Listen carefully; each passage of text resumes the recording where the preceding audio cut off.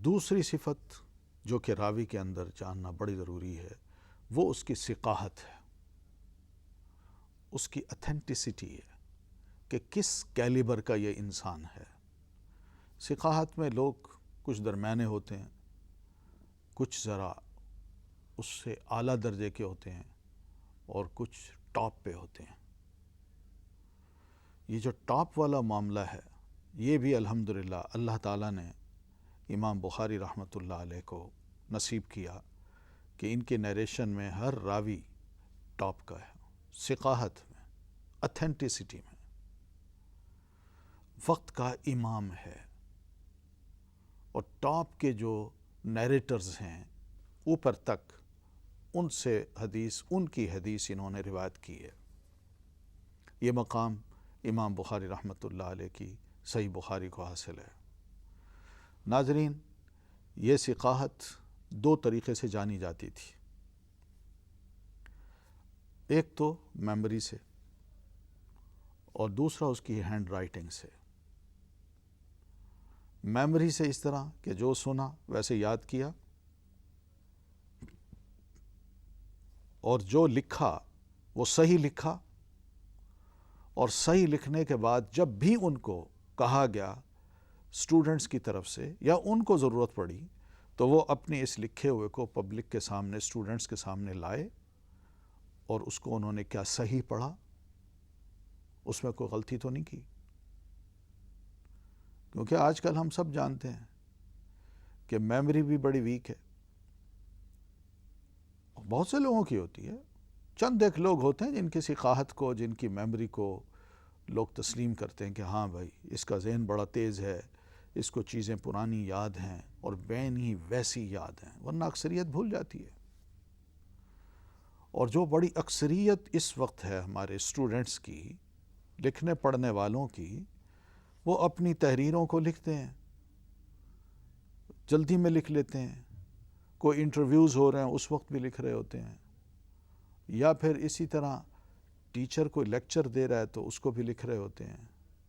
یا کوئی ایک عام جنرل سا لیکچر ہو رہا ہے تو اس میں بھی لوگ لکھ رہے ہوتے ہیں، مختلف کلاسز اس میں بیٹھے بھی لوگ لکھ رہے ہوتے ہیں۔ لیکن کیا اس اپنے لکھے ہوئے کو وہ 2-4 روز کے بعد اسی سیکوینس سے پڑھ سکتے ہیں، اسی ترتیب سے پڑھ سکتے ہیں؟ یہ تو ناظرین میرا خیال ہے کہ شاید 2%، 1% لوگ ہوں گے جو اپنی اس تحریر کو ویسے ہی پڑھ سکتے ہوں گے جیسے انہوں نے سنا اور اس وقت لکھا، ورنہ اکثریت کا یہ حال ہے، پتہ نہیں میں نے کیا لکھ دیا، پتہ نہیں لکھنے کا کیا مقصد تھا، پتہ نہیں یہ بات جو کہی گئی تھی میں نے لکھی تو ہے لیکن مجھے پوری یاد نہیں آ رہی، تسلی نہیں ہو رہی، کئی چیزیں ہوتی ہیں۔ ناظرین، تحریر کو بھی دیکھا گیا اور اس تحریر کے ذریعے بندے کی ثقاہت کو پہچانا گیا، اور اسی طرح اس کی یادداشت کے ذریعے بھی اس کی میموری کو پرکھا گیا، تب جا کے ایسے بندے کو ڈکلیئر کیا گیا کہ یہ اتھینٹک ہے، ضابط ہے، یہ ہر شے کو ضبط کرنا ایکیوریٹلی اچھی طرح جانتا ہے۔ ناظرین،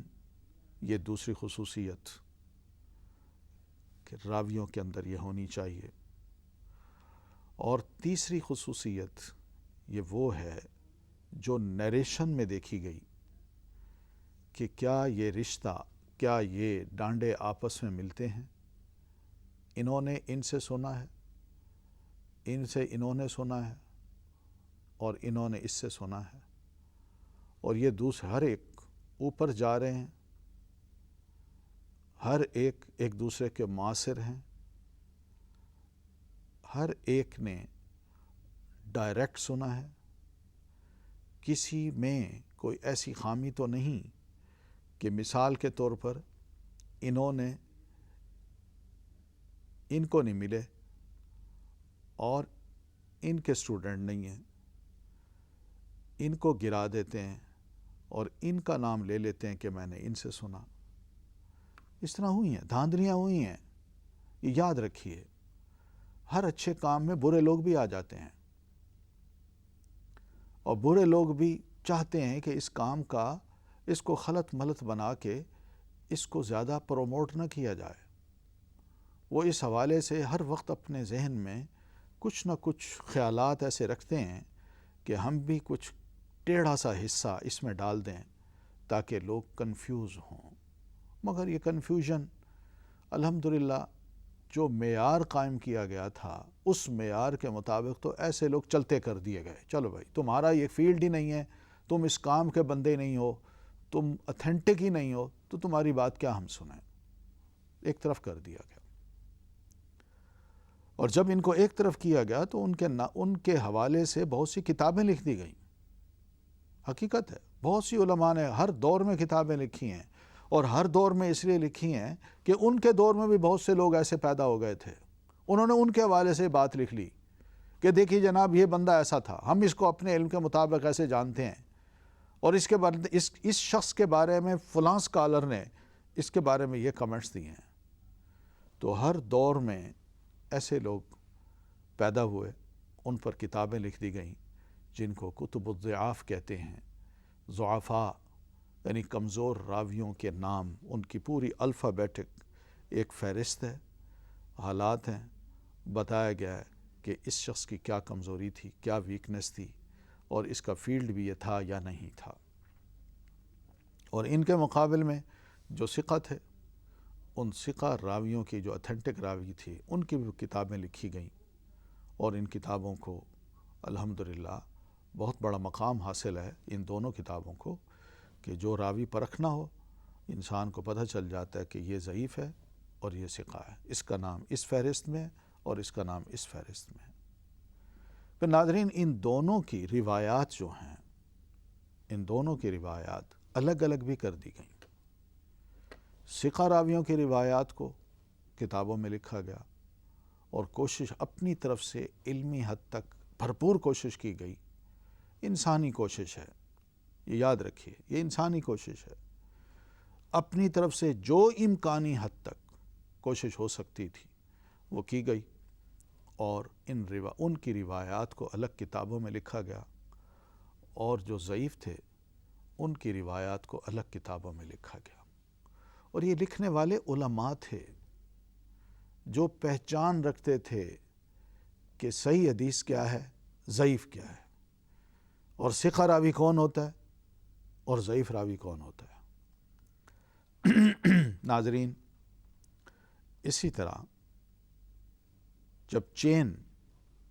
ملتی نظر آئی اور سب کنیکٹڈ صورت میں اللہ کے رسول صلی اللہ علیہ وسلم تک پہنچی،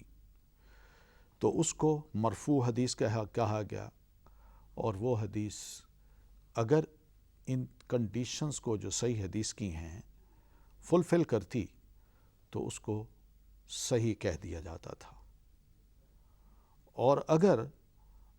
کنڈیشنز ان پانچوں کنڈیشنز میں کوئی ایک کنڈیشن اس میں نہیں ملتی تو اس کو ضعیف کہہ دیا جاتا تھا۔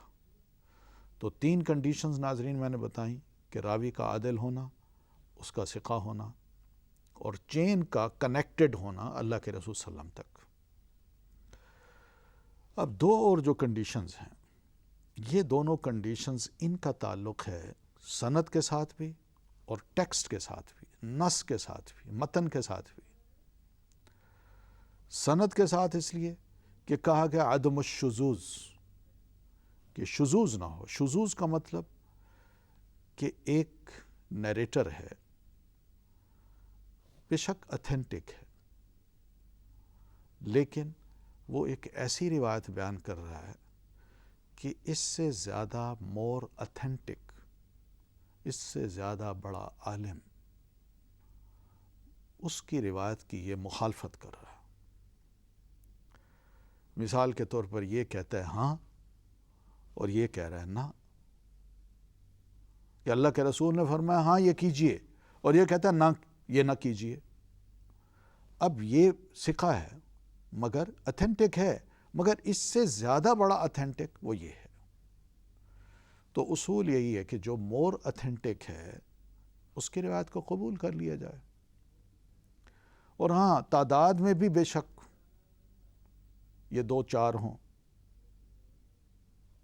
یہ 2-4 ہوں اور یہ 1-2 ہوں، تو تعداد میں بھی جن کی تعداد زیادہ ہوگی اتھینٹسٹی میں اس کی روایت کو قبول کر لیا جائے گا۔ تو اسی وجہ سے محدثین کرام نے ثقۃ اوثق الناس اس قسم کے لفظ استعمال کیے ہیں۔ ثقہ کا مطلب یہ اتھینٹک ہے، اور اوثق کا مطلب مور اتھینٹک ہے۔ مور اتھینٹک کا مطلب ذرا بڑا اسکالر ہے، بڑے لیول کا ہے۔ یہ درجے ہوتے ہیں، علماء کے درجے ہوتے ہیں، فقہاء کے بھی درجے ہوتے ہیں، سب ایک لیول کے نہیں ہوتے۔ اسی طرح محدثین کے بھی درجے ہیں، سب ایک لیول کے نہیں ہیں۔ مفسرین ہیں، وہ بھی ان کے بھی درجات ہیں، وہ بھی ایک لیول کے نہیں ہیں۔ تو ان درجات کی مناسبت سے یہ نام رکھے گئے ثقۃ اوثق الناس۔ تو یہ اوثق کو اس کے مقابلے میں لے لیا گیا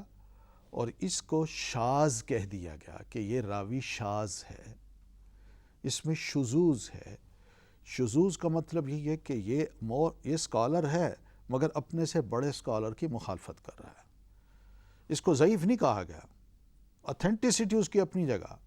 مگر چونکہ نیریشن میں یہ اپنے سے بڑے اسکالر کی مخالفت کر رہا ہے تو اس وجہ سے اس کو کہہ دیا گیا کہ شذوذ ہے، اس میں شذوذ،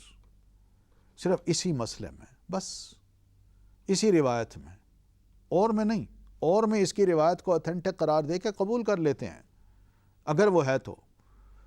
ورنہ صرف اس مقابلے میں دیکھ کے ایک کو ترجیح دے دیتے ہیں اور بنیاد علمی بنیاد پہ دیتے ہیں۔ تو ایک تو یہ ہے کہ عدم الشذوذ نہ ہو، عدم الشذوذ ہو،